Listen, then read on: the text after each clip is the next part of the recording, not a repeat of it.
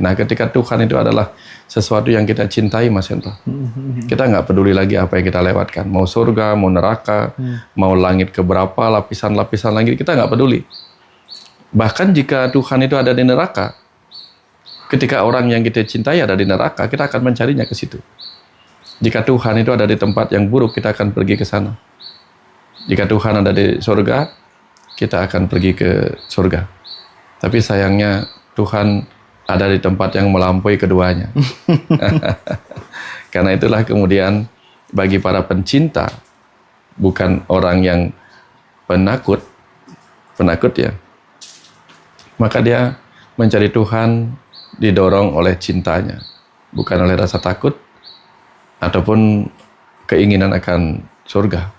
Karena mereka yang takut pada neraka atau takut ingin sama surga, mereka belum menemukan cinta sejatinya pada Tuhan gitu.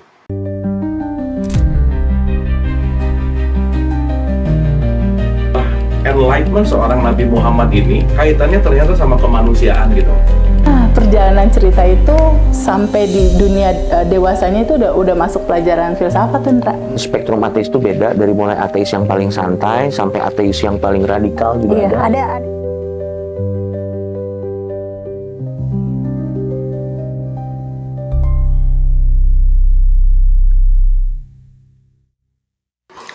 Om Swastiastu, Pak Wayan. Terima kasih sudah berkenan hadir membersamai sahabat-sahabat kembali, Pak Wayan. Ya. Mudah-mudahan Pak Wayan sekeluarga sehat terus ya. Amin. Kita nanti akan ketemu Pak Wayan dan Teh Feby di Desember, tanggal 20. Di Reuni Abundant Revolution. Tanggal 20 Desember teman-teman di Hotel Aston Denpasar. Nah, Pak Wayan, kita langsung aja gas ya. Jadi kalau di Muslim itu ada tokoh sufi namanya Robiah Al-Adawiyah. Itu ada ungkapan yang sangat terkenal, Pak Wayan. Kurang lebihnya tuh, aku ingin membawa obor api di tanganku gitu ya. Satu untuk membakar surga dan satunya lagi untuk membakar neraka gitu, api neraka gitu kan. Ini kan sangat familiar ya, agar manusia itu tidak lagi menyembah Tuhan karena takut atau pamrih gitu, melainkan hanya karena cinta sejati kepadanya gitu. Nah,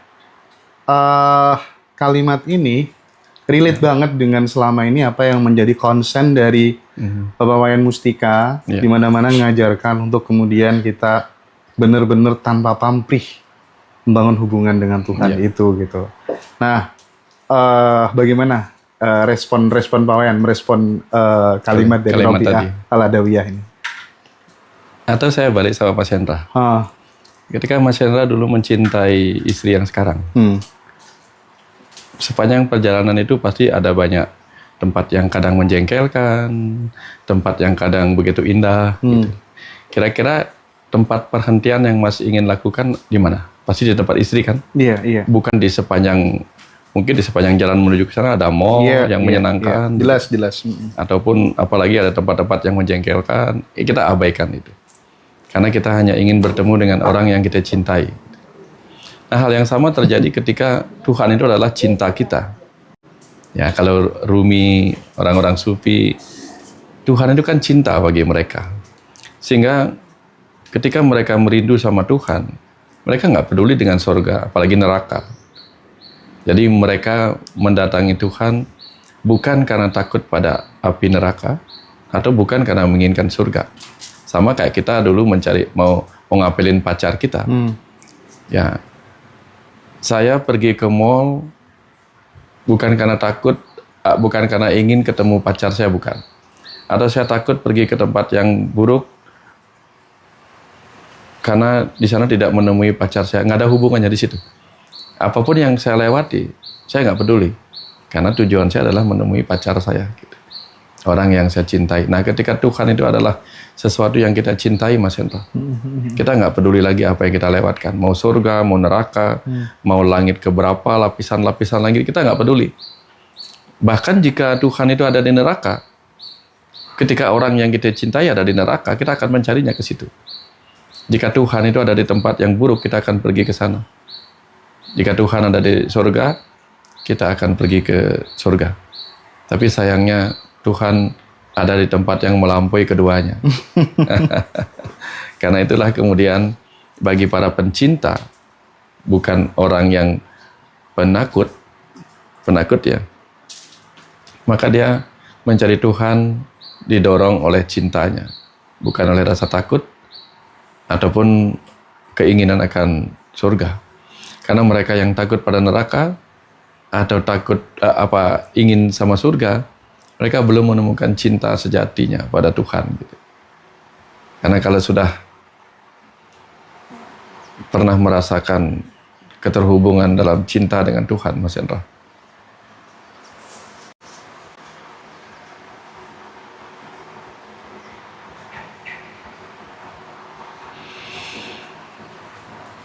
yang ada hanya keheningan yang membahagiakan tapi tak terjelaskan, Mas Hendra.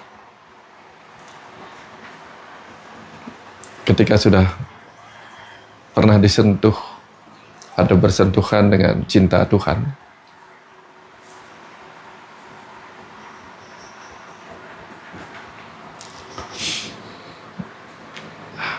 itu melebihi kebahagiaan apapun, Mas Hendra. Melebihi cinta pada apapun.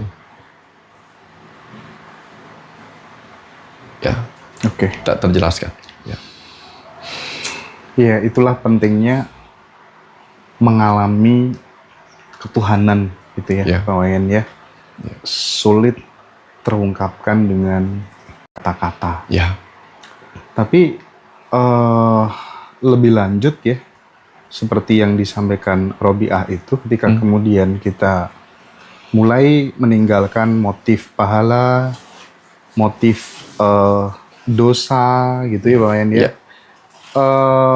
Jadi sebenarnya manusia itu benar-benar bisa mencintai Tuhan secara murni atau tetap membutuhkan umpan spiritual untuk menuju cinta sejatinya gitu. Sederhananya kayak gini, Mas Hendra. Dulu ketika kita mencari pasangan kita, pasangan jiwa kita lah, soulmate kita, pacar kita, kita kan bukan menginginkan apa-apa. Kalau yang sejati ini, oh saya mau pacaran sama dia karena dia kaya, bukan. Yang kita inginkan dari dia, orang yang kita inginkan itu, cuman tatapan mata aja. Lebih dari itu mungkin pelukan. Tapi sesuatu yang menggetarkan itu yang kita ingin rasakan ketika ketemu soulmate kita. Itu soulmate yang kira-kira masih setara lah dengan kita. Yaitu sama-sama jiwa manusia. Kebayang nggak, Mas Hendra, rasa yang lebih besar ketika jiwa alam semesta kecil mencintai jiwa alam semesta yang lebih besar. Kita ketemu pasangan hidup kita yang sama-sama jiwa semesta kecil aja sudah getaran cinta itu saja sudah luar biasa.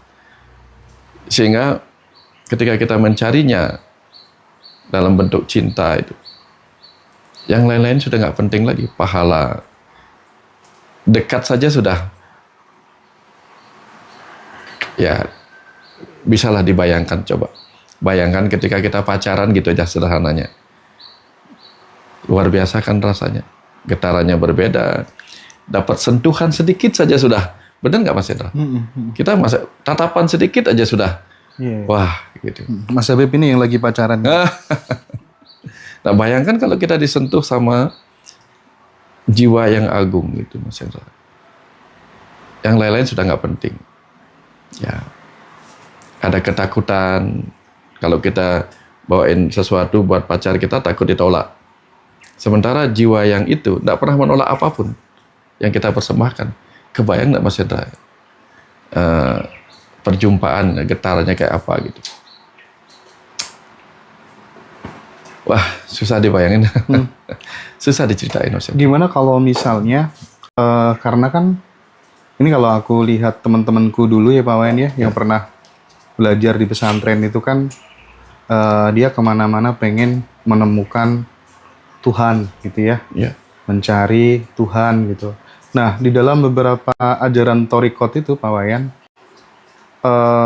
beberapa murid yang sudah levelnya udah tinggi gitu, dia itu ditunjukkan sama si mursyid wujud Tuhan yang benar-benar hakiki gitu, yang sejati gitu. Iya, bahwa semuanya adalah manifestasi atau ciptaan atau cipratan ilahi gitu. Tapi yang sejati itu, si mursyid itu mengatakan ini, kita benar-benar berenang-renang di dalamnya. Ini kita dilingkupi sesuatu olehnya gitu kan, dan bisa kita saksikan dimanapun karena semuanya terlingkupi oleh ini gitu. Dan kayaknya ya ini ya tidak berawal dan tidak berakhir, dan dia kekal dan dia berbeda dengan makhluk gitu. Nah, di saat kemudian kita bisa menjadi atau kemudian menemukan sebuah kesadaran ruang seperti ini gitu, Pak Wayan, kan kita bisa menjadi ruang buat emosi, ruang buat pikiran kita, bahkan ruang buat tubuh kita, bahkan ruang buat banyak orang, sehingga kita akan membiarkan orang lain apa adanya, bahkan menjadi ruang buat bumi, rembulan, matahari, dan lain sebagainya gitu. Bagaimana kalau ada orang menemukan ketuhanan dari perspektif ini, menurut Pak Wayan seperti apa? Ya enggak apa-apa, Mas Hendra. Karena begini, Mas Hendra. Sebagai laki-laki, kita pasti ingin ketemu seorang wanita yang kita cintai. Sepanjang hidup kita mungkin sudah sering menemukan wanita. Di mana-mana kita ketemu wanita, tetapi wanita yang menyentak hati kita, yang menggetarkan kita itu kan mungkin cuma satu. Beda kan? Kita melihat wanita di mana-mana, tapi wanita yang menggetarkan hati kita berbeda dengan wanita yang kita temui di mana-mana. Wanita mungkin melihat laki-laki di mana-mana, tapi laki-laki yang bisa membuat dirinya bergetar, berarti yang dia lihat bukan lagi laki-laki, tapi sesuatu yang ada di dalamnya. Maka ketika cinta ketemu cinta, lagunya seperti ini, Mas Hendra. Aku mau makan, ingat kamu. Aku mau mandi, ingat kamu. Kan begitu lagunya. Mau tidur, ingat kamu. Jadi ini lagunya siapa sih? Maya Estianti ya? Saya lupa ini. Aku mau makan, ku ingat kamu. Iya. Jadi ketika orang sudah menemukan cinta itu pada Tuhan, Mas Hendra, dia bisa melihat di mana-mana ada ciptaan. Tapi ketika dia menemukan sesuatu pada ciptaan itu, di situ tiba-tiba dia melihat semuanya. Adalah dia. Bukan ciptaan lagi, tapi adalah dia. Jadi mau makan, dia lihat ada Tuhan dalam makanan. Sehingga dia berdoa berterima kasih. Mau tidur, dia berterima kasih. Mau bernapas, dia berterima kasih. Mau mandi pun dia berdoa. Karena bukan mandi itu bukan karena dia diajarkan untuk berdoa sebelum mandi, bukan begitu. Pada saat mandi, bukan. Pada saat dia mandi, yang dia ingat itu Tuhan. Maka dia berdoa, bukan karena dia mandi maka dia ketemu Tuhan, bukan. Bukan karena dia mau bertemu Tuhan maka dia berdoa dalam mandi, enggak. Karena dia sudah bertemu Tuhan maka dia mandi dalam doa. Air pun dia lihat Tuhan yang akan membersihkan seluruh dirinya. Kalau orang Bali kan melukat ya.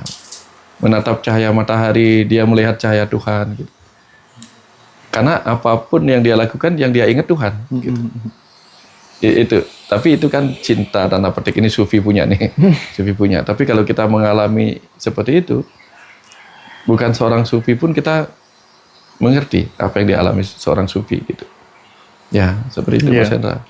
Pak Wayan, saya ingin kembali ke soal tadi ya, dunia modern kita kan mengubah ibadah itu menjadi transaksional gitu.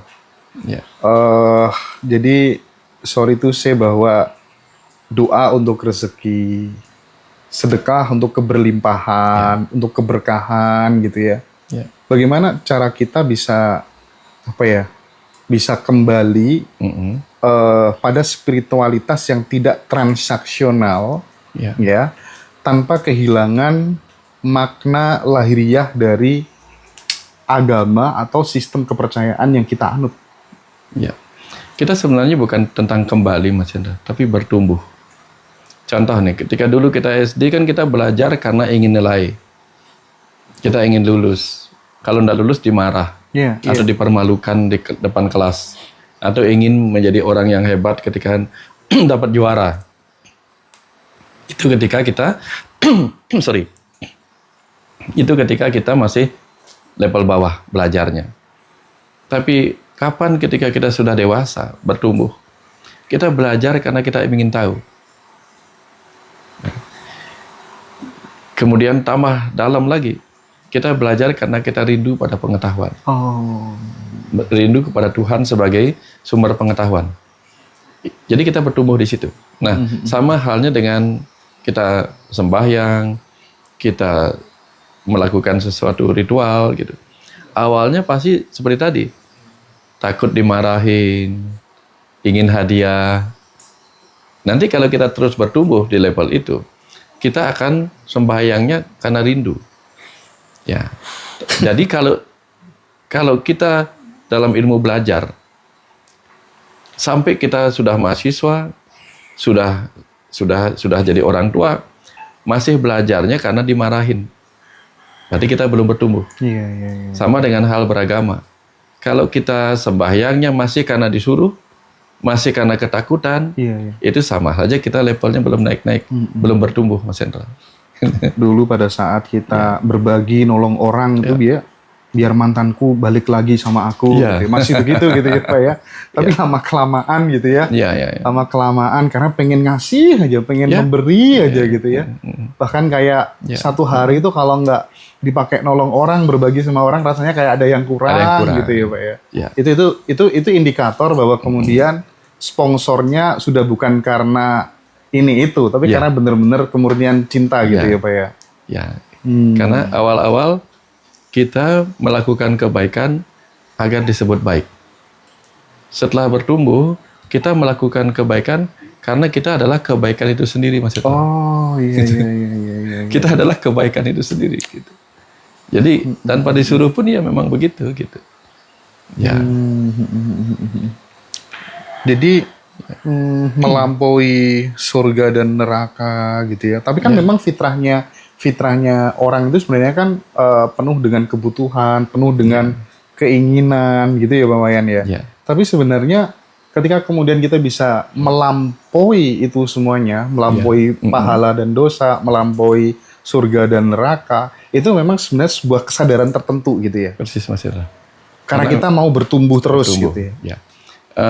Kita anggaplah kita menjadi tower atau toren air gitu. Terus bagaimana kita bisa memberi kalau kita nggak berkecukupan? Kalau kita sudah berkecukupan bahkan berlebih, maka ada keniscayaan bahwa kita akan berbagi. Ada keniscayaan. Tapi sebelum kita berkecukupan, nah biasanya kita akan terus ingin mendapatkan sesuatu, terus ingin mendapatkan ini itu gitu. Nah, jadi tugas kita adalah kembali bertumbuh. Nanti kapan kita sudah merasa cukup dalam diri kita, maka yang kita dapatkan adalah kebutuhan untuk memberi. Karena kita sudah menjadi itu. Menjadi yang itu. Iya. Sama dengan kepompong atau ulat bertapa menjadi kepompong. Setelah dia jadi kupu-kupu, dia nggak usah lagi bertransformasi menjadi kupu-kupu. Karena dia sudah kupu-kupu itu sendiri. Okay. Jadi ketika kita masih baru belajar, kita belajar spiritual. Kita belajar menjadi makhluk spiritual. Sampai suatu ketika kita sadar bahwa, lah, aku ini makhluk spiritual, gitu. Yang sedang belajar menjadi itu, bukan want to be, but how to be. Bagaimana menjalankan itu sebagai diri kita yang spiritual, gitu. Iya, tapi mungkin sebagai pertanyaan terakhir barangkali, ucapan atau ungkapan yang disampaikan oleh Robiah Al-Adawiyah ini sering disalahpahami, dianggap sebagai sesuatu yang ekstrim, dianggap sebagai sesuatu yang sesat gitu ya. Disebut ini sebuah penyimpangan spiritual dan menolak ajaran agama secara utuh gitu ya. Apa ya bahasanya ya? Ini menolak ajaran agama secara kafah gitu. Saya masih ingat sih dulu ya orang-orang yang ekstrim kanan tuh selalu bilang begitu gitu. Nah, bagaimana Pak Wayan memandang hal seperti ini gitu? Kadang beberapa orang tuh suka tenggelam di zona nyaman. Nah, orang-orang di jalan sufi, jalan hakikat, jalan makrifat itu kan, saya ingin menjadi itu. Untuk bisa memberi. Bukan ada di bawah untuk mendapatkan pemberian berupa pahala surga. Saya kalau begini nanti dihukum. Saya takut hukuman dan saya ingin hadiah surga. Tapi yang gini, nggak usah. Lebih baik aku pemilik surga itu sendiri kan gitu. Aku sumber surga, sehingga kalau aku bisa membuat surga, maka aku bisa membuat lebih dari itu kan. Nah, jadi orang-orang yang ingin lebih itu kan kadang-kadang menjadi orang yang unik. Unik bagi kelompok-kelompok yang biasa gitu. Sehingga itu akan dianggap sesat. Nah, jadi yang terpenting adalah maklumi saja. Kalau saya memaklumi yang itu. Memaklumi dalam arti dia belum mencicipi aja yang lebih dari itu gitu. Kalau sudah pernah mencicipi, maka seperti Mas Chandra bilang tadi itu, kalau pada akhirnya kita bisa berenang di lautan yang berombak, menikmati luasnya samudra, bisa menyelam di terumbu karang, kenapa cukup dia berenang di kolam-kolam?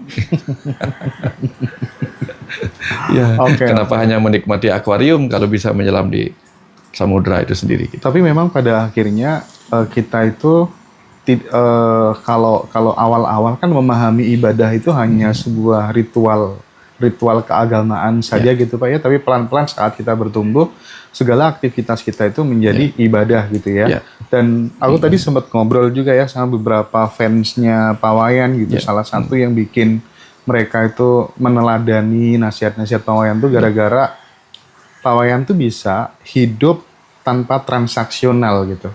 Artinya ini penting ya di era modern seperti ini. Kita kadang butuh banyak orang untuk kemudian dikit-dikit tidak transaksional gitu. Nah, apa sih pesan Pak Wayan Mustika kepada kita semuanya gitu ya, biar kemudian dalam menjalani kehidupan sehari-hari itu tidak menjadi manusia yang transaksional gitu. Gimana? Ya, kalau orang transaksional itu kan dia ingin memberi agar diberi.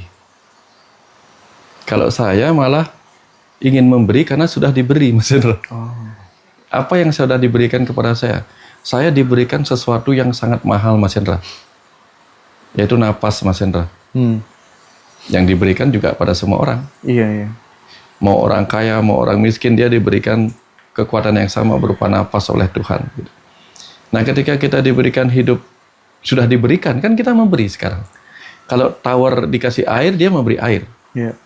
Kalau kipas dikasih angin, dia memberi angin, kipas angin. Nah, kalau kita diberi hidup, kan kita harus memberi hidup juga. Urip, nguripi. Hidup dan menghidupi. Ya, saya diberi banyak kebahagiaan. Kenapa? Bisa melihatnya di mana-mana. Bisa menyentuhnya di mana-mana, Mas Hendro.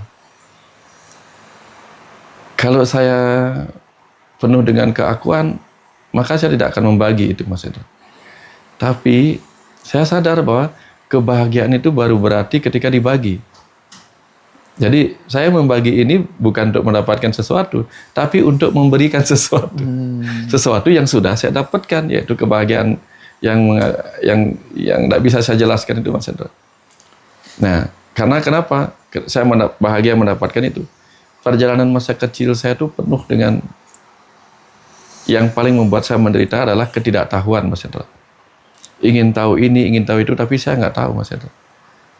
Pada akhirnya ketika saya diberitahu, dan saya merasa diberitahunya bahkan berlimpah, Mas Hendro. Alangkah inginnya saya memberi, gitu. Bukan dipingin diberi lagi, pingin memberi, karena apa? Karena saya sudah diberikan berlimpah pengetahuan itu, Mas Hendro. Jadi saya membagi pengetahuan bukan untuk diberi lagi. Bukan itu kunci saya, gitu. Bahwa kemudian ada yang memberi saya, mungkin juga dia juga diberikan berlimpah yang itu oleh semesta. Maka ketika saya diberikan sesuatu, yang saya lihat itu bukan dia memberikan saya, tapi dia yang D besar depannya. Iya. Maka saya selalu bilang terima kasih untuk berkahnya gitu. Karena yang saya lihat bukan manusia yang memberi saya.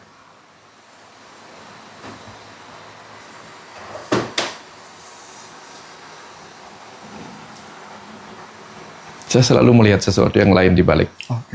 setiap orang yang memberi itu, Mas Elva. Ini yang sulit saya jelaskan. Sulit saya jelaskan. Iya. Jadi ini pelajaran berharga sekali buat kita semuanya, teman-teman. Kalau ngobrol sama Pak Wayan tuh kayak dapat nasihat dari ayah kandung sendiri gitu. Ya nggak sih, teman-teman ngerasain nggak?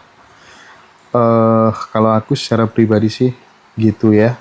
Di samping belajar tentang ketulusan dari beliau, juga penuh penerimaan gitu. Apapun kondisinya, sedang berada di dalam kondisi apa itu benar-benar diterima gitu ya. Gak ada protes ini itu keren banget. Itu bener semua. Oke, Pak Wayan, terima kasih, kita break dulu ya. Kita lanjut tema selanjutnya setelah ini ya, teman-teman semuanya. Makasih Pak Wayan. Sama-sama, Mas Elva.